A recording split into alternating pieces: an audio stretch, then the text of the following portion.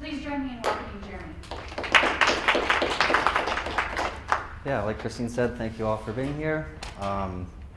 My topic is growing and marketing unique produce in South Dakota. So I think first, I'd like to just continue the acknowledgments that Natalie Seitz Means began our keynote presentation with. Excuse me. We are on stolen land. My farm is located on Yankton land. Sturgis is on Cheyenne land. This is all the Ochete Shakawan Nation. There are major injustices that happened: land, culture, lives lost. So I'm inheriting some land after my parents pass away, and I'm still grappling with how to like make amends on my own personal scale. Yeah, just. Oops. So this is the little red dot is where I'm located, 12 miles northeast of downtown Sioux Falls. Yeah, started in 2017, moved back to a family property from Minneapolis, and got there in April and just kind of hit the ground running. Some of our first products were microgreens, and started with an emphasis right from the beginning on soil health and regenerative practices, trying to leave the place better than I found it. This was my 6th season. Some of my sales outlets, I've got wholesale accounts in Sioux Falls with grocery stores, institutions, restaurants, and an online marketplace. I'm also a member of the Dakota Fresh Food Hub, which has helped take a lot of the sales burden for wholesale off my plate, allowing me to focus more on the production aspect.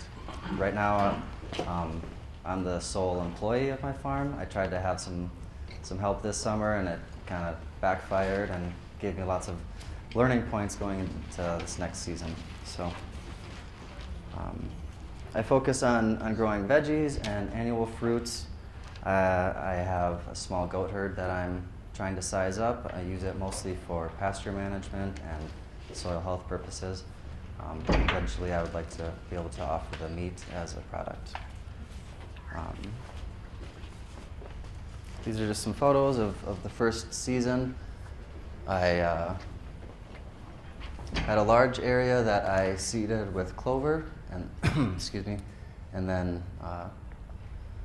staked out just a small plot for my own stuff for that season.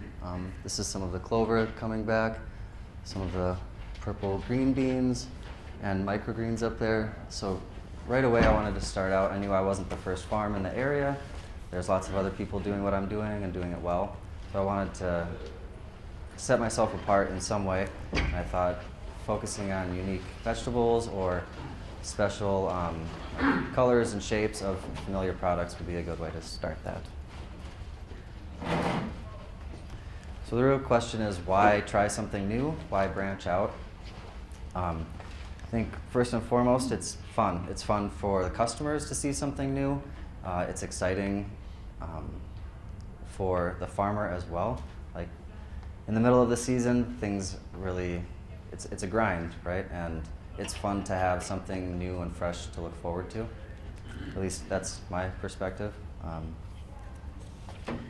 New and unique items also can get you a higher price. It might be a smaller quantity, but higher prices are always good.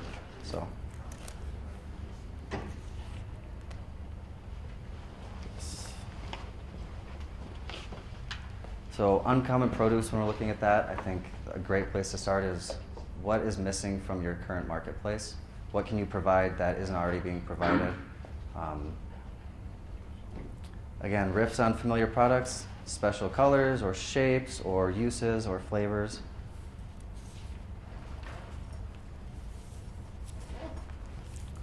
Foods that cater to specific cultural diets are a great place to start, something that's not familiar maybe to most people living here, but is more familiar to immigrant communities or people of color. So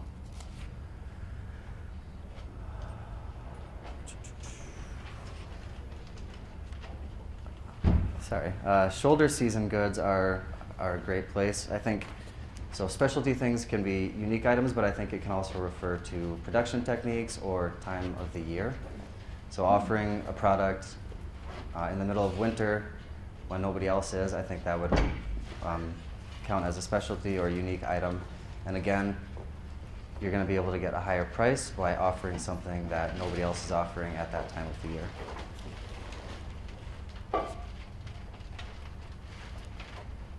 Chef-driven requests are great. Often you'll get things that maybe you haven't heard of or you're not seeing from other farms, and that can be a great jumping off point, getting well acquainted with your local restaurants and finding out what you can offer them and bring to the table.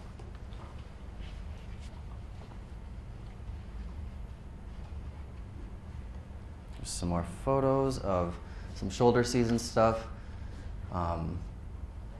And it also comes with challenges, right? Working through the winter. I had to dig out my hose lines after a major snowstorm last year. But it's all worth it. I think, like, again, you're getting profit at a time when you're not in the middle of the season. This year I've got a large tunnel filled with carrots that I'm overwintering for an early crop next spring.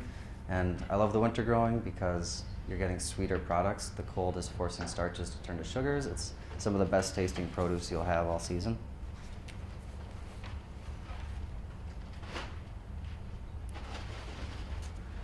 So again, what qualifies as unique or specialty?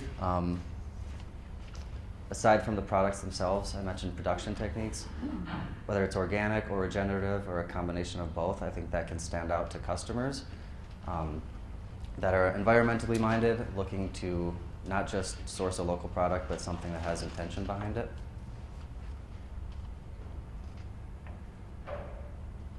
These are some examples of the regenerative practices on my farm. Using living pathways, mulching whenever possible, cover cropping.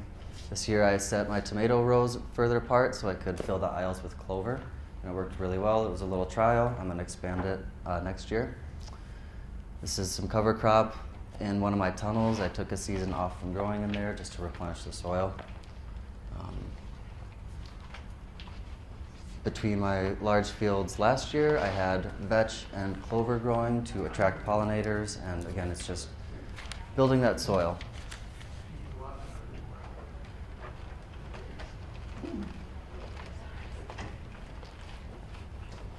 In the fall of 2020, I used a bunch of broken down hay bales, spread it out over the bare ground from that season, and then the next spring I planted a bunch of brassicas in there, and it worked really great for moisture retention, weed suppression. So potential specialty items. And I'm by no means, this is not an exhaustive list. I'm sure many of you in here are already growing lots of things that I'm going to talk about, and plenty of things that I'm not familiar with too. So we'll just move to the pictures. That might be easier. These are all my own photos, products that I grow. So I'm, again, trying to take a riff off of familiar produce. So everyone's familiar with bell peppers. Trying to branch out and find a different sweet pepper that has at least equal flavor and capability. So I use these Italian heirloom peppers, adding in with sweet snackers, trying to find just a color variety, some variation. This was my first year with potatoes, and it was a bit of a trial. I had to dig them all by hand, so until I get a bed lifter, it was just very small scale, but I chose varieties that I think are not well represented in the Sioux Falls market. So red, like pink fingerlings, purple potatoes, purple Viking, which has a really nice purple and like fuchsia outside and a really crisp white interior.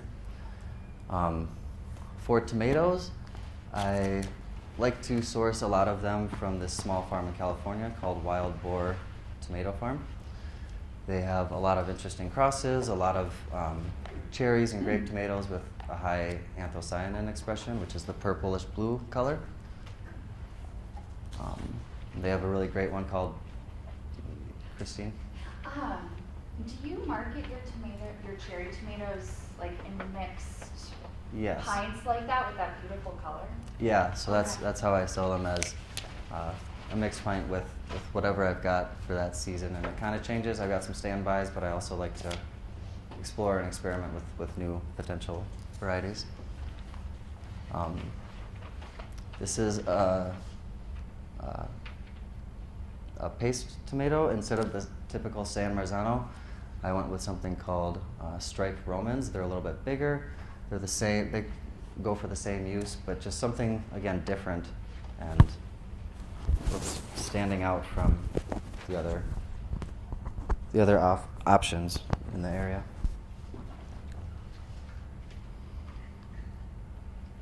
Oh, the round pumpkin-shaped pepper is a fun one. It's called a Hungarian stuffing pepper. It's for like a pimento cheese situation. I grew a lot of regular-sized eggplant this year, but I also grew some fairy tale. That's the variety name. Just something smaller. I think one the size difference, but also it can attract or be more appealing to smaller households or individuals looking to buy things. As far as culturally appropriate things, those are black-eyed peas. I've been working with Sanaa's Mediterranean restaurant in Sioux Falls, and have gotten some requests for things that are more specific to her diet and food repertoire.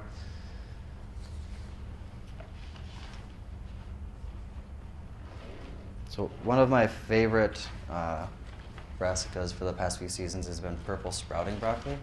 So we all know broccoli typically is a one cut and done situation. This grows like kale. So you snap off the stems with the florets, and then each week it'll keep growing back. So it's fun for customers, a different color, a little bit different shape, but it's also really great for the farmers. You plant it once and you're harvesting it all season. These are something I haven't tried, kale sprouts. Grows like a Brussels sprout, but it's more leafy. Yeah. And just some different cabbage options up there, the teardrop shape, the nice reddish purple coloring. In the spring, I like to offer kohlrabi. It's a really cold hardy thing that I can get into my tunnels early. So I offer a green one, but also a purple one is fun.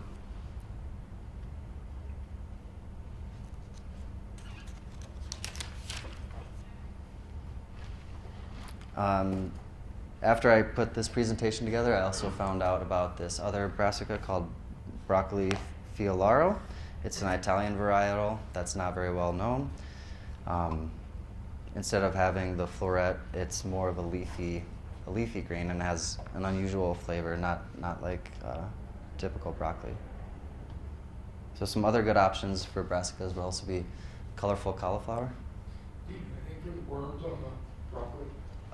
Yeah, so this year I was able to get away without spraying anything all season. In the past, I've sprayed organic, like BT, yeah. But this year, my crop rotations I really put a focus on rotating those and getting them breaking pest cycles, and I think focusing on regenerative practices to build the soil health is also going to help mitigate pest issues. These are some of the cucurbits I grow. For winter squash, this is a miniature butternut. It's called honey nut. I think it's got a better flavor. It's sweeter, and it also comes in a smaller size. So again, it's easier and more approachable for individuals, but is also a good fit with restaurants, I think. The pumpkins up there are miniature pie pumpkins. They work great, just like any other pie pumpkin, but they can also double as like decor until you eat them, you know. The delicata I did this year was a special variety called Honey Boat. So again, it has a sweeter flavor. It has more of a coppery flesh than the pale one we're used to. This is a Kusa summer squash. This is another vegetable that fits in well with Sanaa's Mediterranean restaurant. She's very familiar with it, and I was also able to stock 5-pound bags at her restaurant that she then sold to friends and family in her community. Talking about patty pans and other summer squash, these are a fun rounded one, which is just breaking up the shape, the typical shape that everyone's become accustomed to. And then the light green one is called Benning's Green Tint, just another fun color. I grow a lot of watermelon, and in the past I've sold most of it to a local brewery, and they make a sour with it. And I like to branch out from red, right? There's lots of yellows, there's like an orange sherbety one, and the brewery really appreciates that as well. What sort of quantities are they looking for when you grow, for like a brewery, for instance? What sort of quantity of the watermelon? I started, the first year was like 500 pounds, and the most recent was 1,000.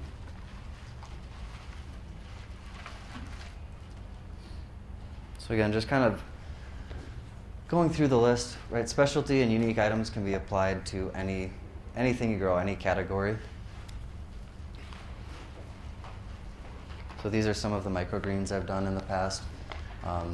Making mixes with them, choosing based on appearance and also flavor. These are purple radishes, red garnet amaranth. I've grown nasturtiums before, have a really great peppery flavor and unique appearance. I think for lettuces, branching out from Salanova, that's become a very tried and true standard, and it works really great, but there's also a lot of other fun options out there, both for head lettuce and cut and come again. Yeah, and I'll talk more about customer input on that side of stuff too later on. Some pictures of my tunnel in the early spring. I like to grow bok choy. This is a purple variety called Rosie. And some of these are Salanova, and then some of them are different varieties that I've sourced from high mowing seeds.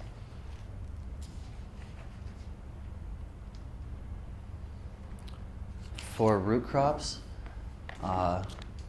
carrots come in all different colors, right? But also different shapes. These are Parisian carrots in the middle.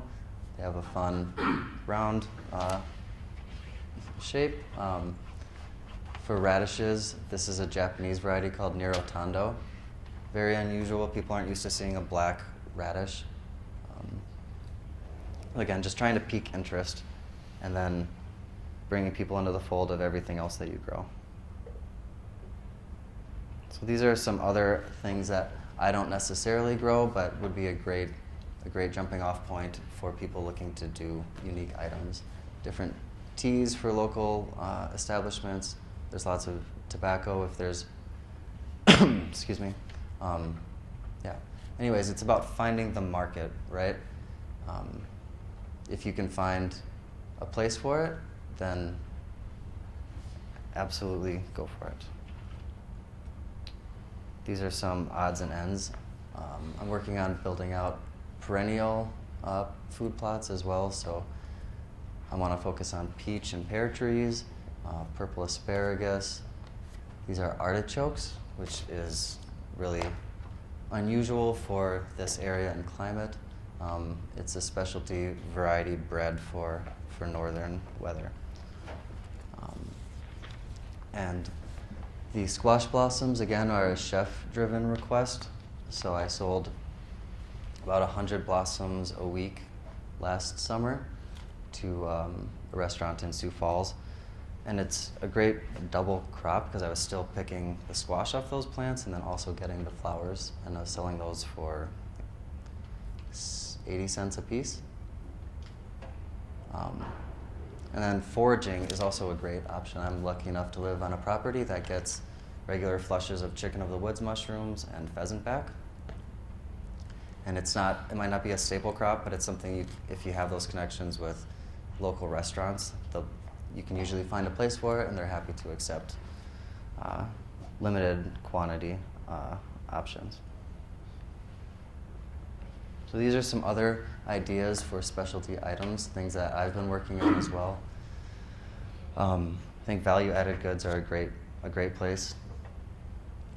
To start, I tried this year drying some of my excess pepper harvest for sales over the winter.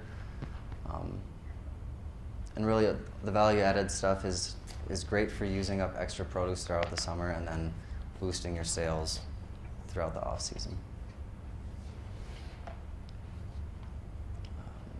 So yeah, anything else you guys can think of that, as far as value-added goods or anything special that you are growing? I've been doing freeze drying. Freeze drying, cool. Very cool. What do you use? Some herbs. Okay. And teas. That I can kind of like basil tea and just freeze dry that, and it looks so beautiful. Huh. Really So you do the whole leaves and then do you like crumble it up? Just crumble them up and package them. Cool. I like that. Are you doing any seed saving or selling any of your seeds? I am not right now. I just, yeah, there's lots of other markets that I want to get into, but trying to move myself from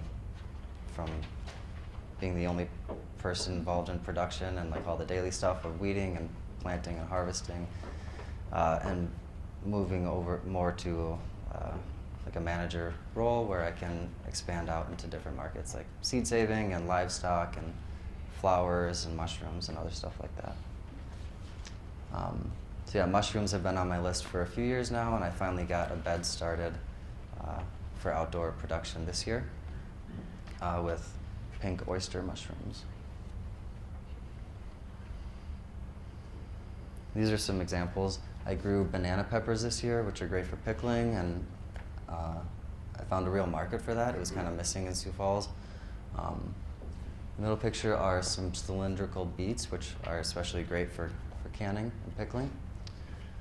This is a picture of some of my dried poblanos this year, and I've been working with a local salsa and food restaurant, and they've been able to incorporate the dried chilies into their stuff throughout the season. So, are you finding with the banana peppers, you said there's a real market for that? Are you saying the market for the raw ingredient for other people to process, or for the processed product? So I've just been selling it as the raw ingredient. Okay. Yeah. And then encouraging other people to do that. Yeah, yeah. Yeah, eventually I'd like to be able to have access to a commercial space where I can do all that myself and then sell the final value-added goods.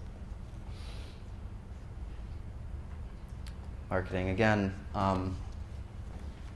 it's finding a market, and sometimes where there isn't a market, offering those riffs on familiar products to get your foot in the door, and then exploring with that customer some of the other unique options that you are able to provide, and also asking for input from them.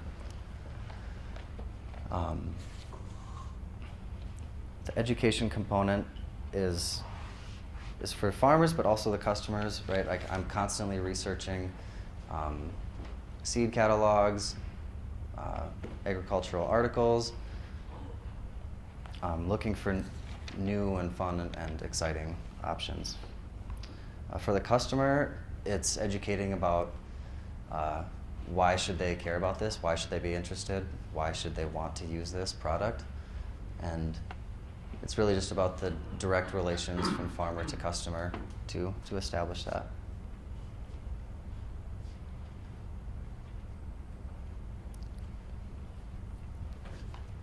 So as far as sales go, unique items, I found I'm usually selling smaller amounts, but it's made up for somewhat in the price difference, being able to garner a higher price per item.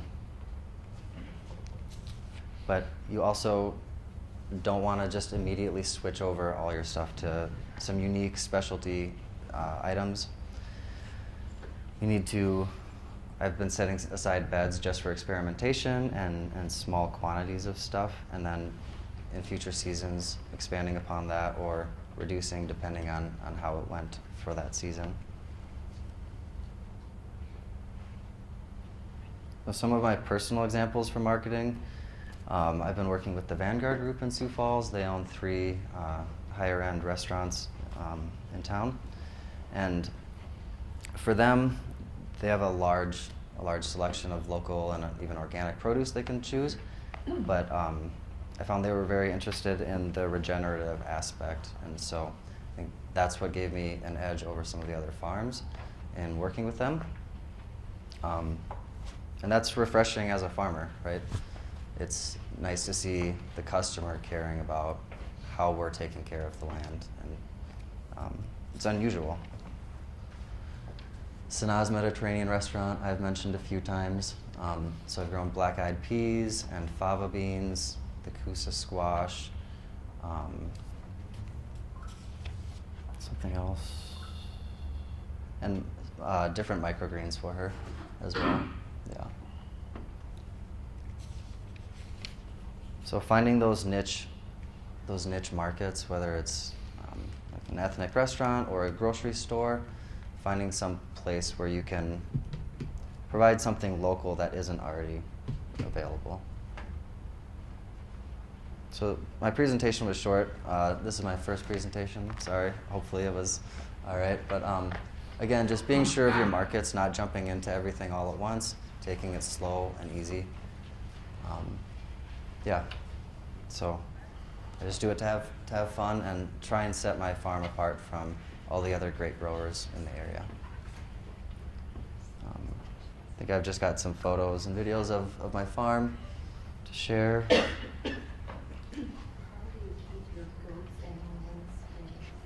How do I keep them in the yeah, so I've in the past tried to use electric netting for rotational grazing, and have moved away from that and am building out perimeter fences. And so like the fall and winter is my project time to do that. So I'm building out larger pastures, and then I'll divide them into paddocks so that I can easily move them for rotational grazing. And I also use my goats in the fall and winter to graze leftover vegetable fields and beds, and so just getting that livestock integration for the soil health aspect.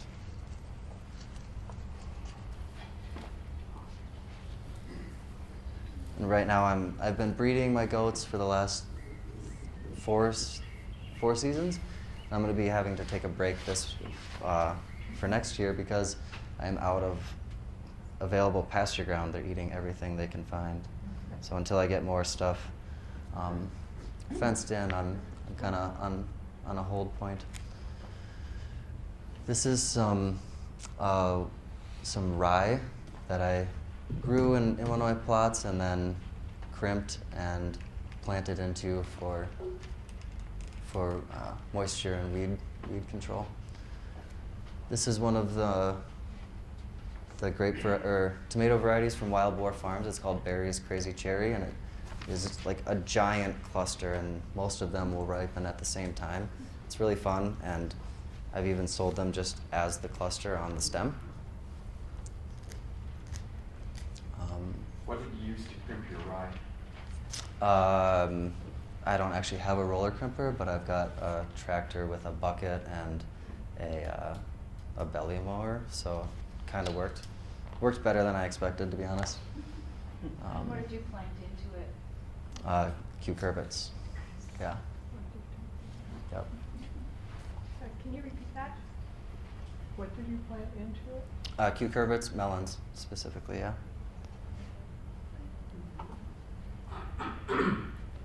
This is just on the far left there is just another shot of some cover crop between my plots. And the landscape fabric, it's kind of a dual-edged sword. It's really useful and allows me to plant stuff and kind of walk away without worrying about weeding every week. But it's a lot to put down and even more to take up. So. So Jeremy, I have a clarifying question. Are you using actual like woven landscape fabric that you have to staple down? Mm-hmm. Yeah, so I'll be able to use it for many, many seasons.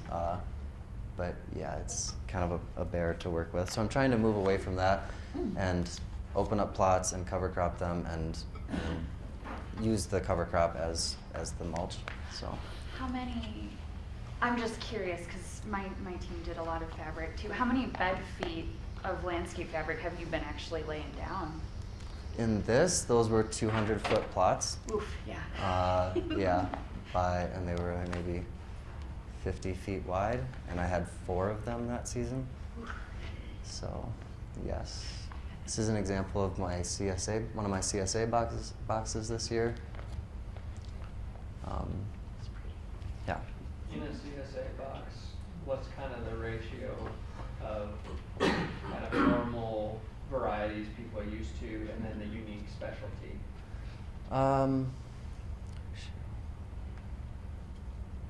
Maybe like 2/3 of familiar expected things and 1/3 of something unusual or new or, yeah. Do you ever provide like instructions or like ideas? Yeah, for them so with to- my CSA, I send out an email, usually every week, especially if there's something new in there with recipe ideas and just Yeah. talking about the product a little bit. Did you say it's just you on the farm? It is. Holy crap, bro. How big is your CSA? So I started my CSA last year, and I had 22 shares, and this year I had 40 shares. And I was able to do that because I had 2 pickups sites on different days, so it made it more manageable to do like half of them one day and half of them another day of the week. And do you do the pickups too? The site pickups? Yeah. So one of them is on farm, so I just have instructions for those people. They can go into my cooler and grab. It's all Oh, labeled. good. The other one is in Sioux Falls at the co-op, and I just hang out there for a couple hours. How many acres do you have? In production, I'm not exactly sure. It's all spread out, sort of because of the way I'm doing it. I'm not just making square plots, and my land is very rolly, but probably an acre to an acre and a half in production, and then there are about 15 acres that are in cover crop or pasture or like CRP, native grass plantings. Just some tunnel pictures. This is the tunnel from last year. This was the tunnel after one of the many windstorms we had this year. Just completely destroyed it. Yeah. So this is a video of that.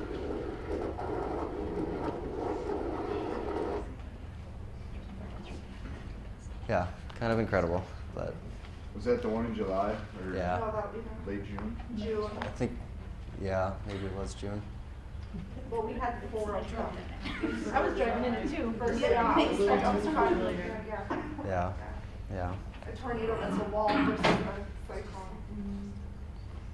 Well, that's kind of the end of my presentation. Like I said, I'm not an expert. Many of you are already growing lots of these things and probably growing things that I'm not even aware of at this point.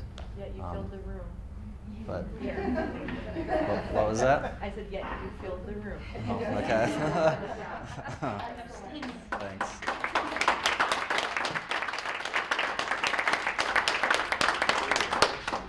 So if there's any questions or comments, discussion. What would you say is one crop that you put in that you thought was gonna be a gas crop and then it wasn't? And then on the flip side, which one did you put in thinking, well, I'll try it, and it really took off? So when you say it didn't work, do you mean like from a marketing standpoint? Yeah. Okay. I really love shishito peppers, and I've been trying to push them since I started. And it's been slow. This year I finally had some steam, some sales on that end, but yeah, I thought those would sell better. And it's not exactly a specialty thing. I don't know, but it kind of depends on your market. I don't see them around very often. And something that worked really well, I think the purple sprouting broccoli. I wasn't exactly sure how it would grow or the harvest window and stuff. But I found a really great market with that. I was selling 50 pounds a week to a healthcare institution in Sioux Falls. Yeah.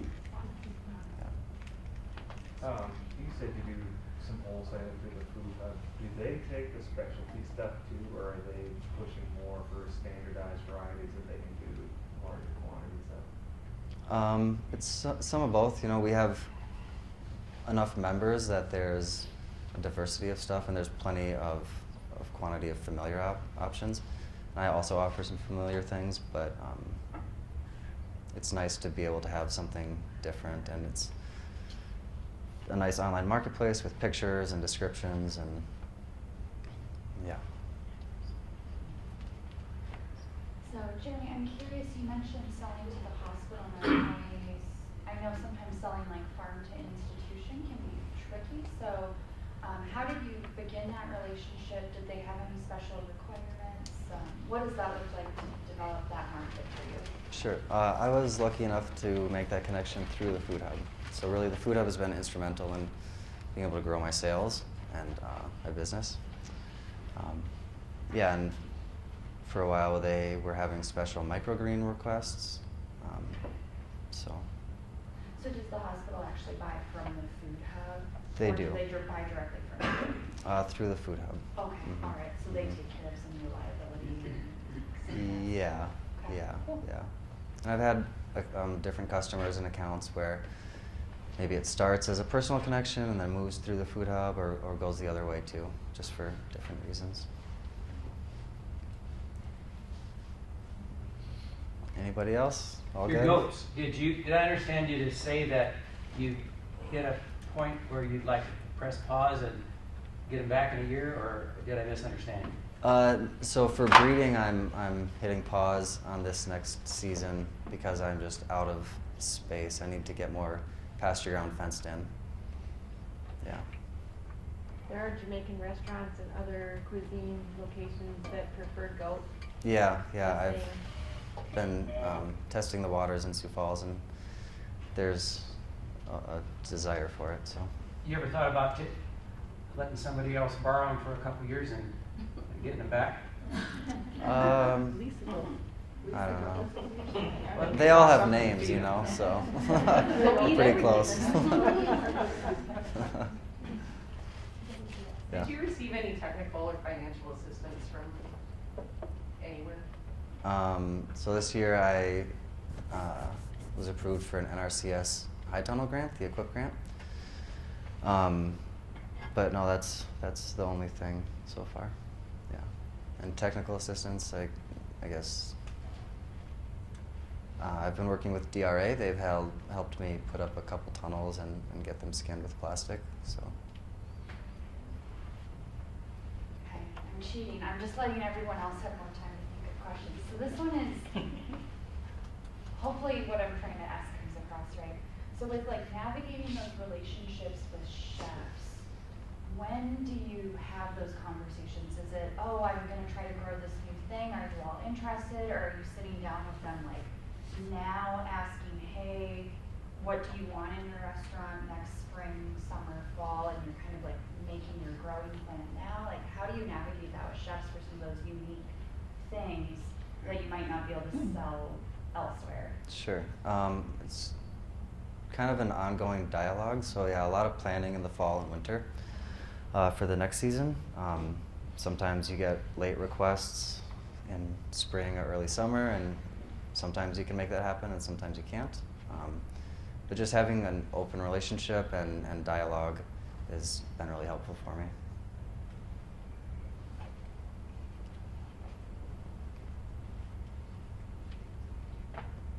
Okay. What do you wish someone would have told you your first year of farming or before you got started? For folks in the room who are maybe still in those first few years or thinking about getting started.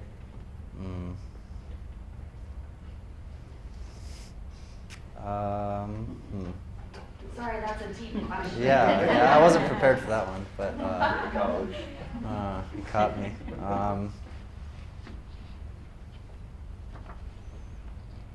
I don't know, have fun. You know, it's really, really hard work, but it's very gratifying and incredible to be able to do something you love for your job every day. So try and step back and enjoy that and appreciate what you've accomplished. It's great how you developed your love for it, for growing I went to school for cultural anthropology, and it was a couple of my final classes that kind of compared and contrasted industrial agriculture with indigenous food systems. That got me turned on to that, and then I spent some time working on farms around the Twin Cities area, kind of learning a lot and developing a love for it. I don't want to break protocol here, but you know, you've got a chef sitting right here. I can't help but wonder if he's got a comment regarding what the top 2 or 3 things are that he would like in his world that would help make it easier for him to know what you have and what you offer. I don't know whether that's appropriate. I would love to hear that, Jordan. Yeah. We can all see you like shrinking. I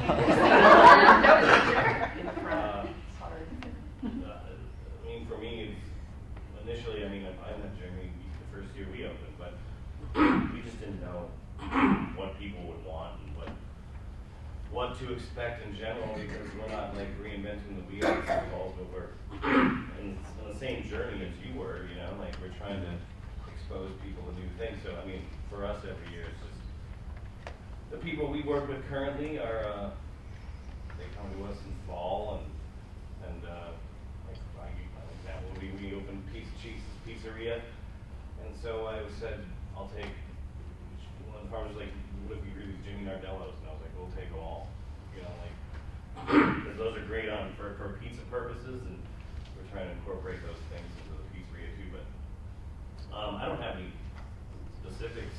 I think Sioux Falls is doing a great job in providing a larger variety of items as a whole, comparatively to 5 years ago.